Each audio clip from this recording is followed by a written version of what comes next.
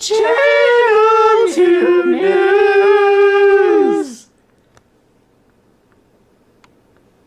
You're on.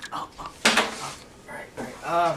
Hello, and welcome to the 7:15 edition of Channel 2 Night News Show. Here's the website. Alright, tonight we'll be delving into this special edition of the Scientific Revolution, and the special coverage of some of the scientific advancements that have occurred, and sort of revolution is brought to this world.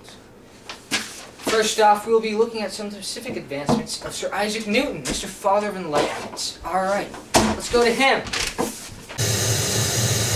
Hello, I am here with Mr. Sir Isaac Newton. How are you today, Sir Isaac? I'm feeling very intelligent. Thank you. I'm sure you are. Let's talk about some of your recent findings. Let's start off with, how did you come up with the law of gravity? Well, one day I was just sitting underneath a tree, and all of a sudden, yes, very much like this one. And all of a sudden, an apple just hit me on the head. Like that? Yes, just like that. Oh. Yes, very, very well.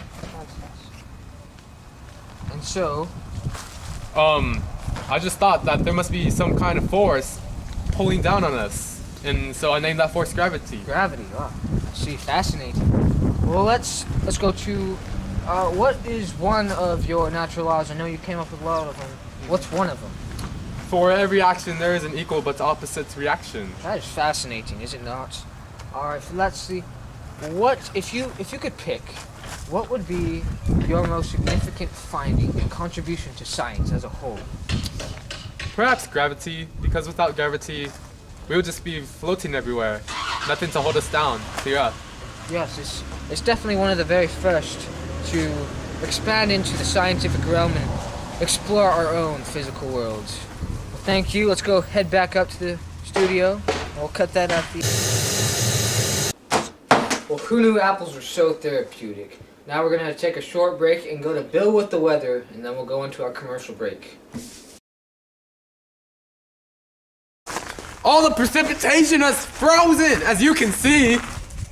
On the ground, it's cold. Now it's a commercial break. Ah! Now introducing the new Galileo Telescope 2000. Now you will be able to see all of the celestial bodies in the heavens and above. You will now be able to see the moons, the planets, the stars, and even the sun, although not recommended. And also, even your neighbors. Oh, my bad. Batteries not included. Batteries weren't invented yet. Well, thanks, Bill. Well, now we're gonna go to another interview. We're gonna go to Chris. He's interviewing Copernicus, another pioneer of the scientific revolution. Hello, everybody. It's me, Chris, and I'm going to interview Copernicus today.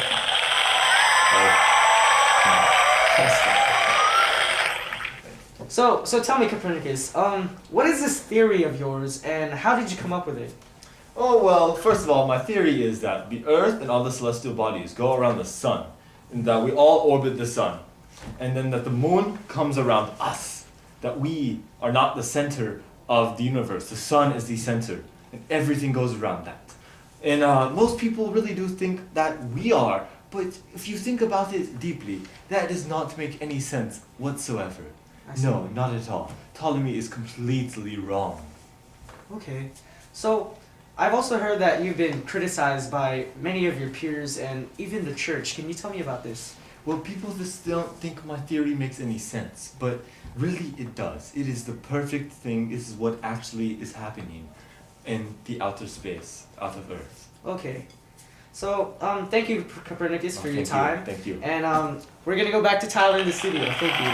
Thank you. Well, I guess Copernicus was right and everyone else was about as wrong as it gets. Now we'll go to Brent, who our senior correspondent, and he will be interviewing another master of his field, Galileo. Let's go there. Hello, we are with Mr. Galileo himself. I am so honored to be here Well, with you you, shouldn't interviewing be. you. You shouldn't be. Well, you've grown a lot in popularity. Tell us why. Well, recently I also improve the telescope. And after I improved the telescope, there was also this theory I came up with that scripture and science go hand in hand. But you know, Martin Luther did not like what I said about that. And also many people think that's absurd, but it's actually true. Oh, interesting. Tell us about Copernicus. Y'all's theories kind of go together. Oh, Copernicus, we agree in so many ways. But I just think that he's been criticized so much, even though he's actually very right.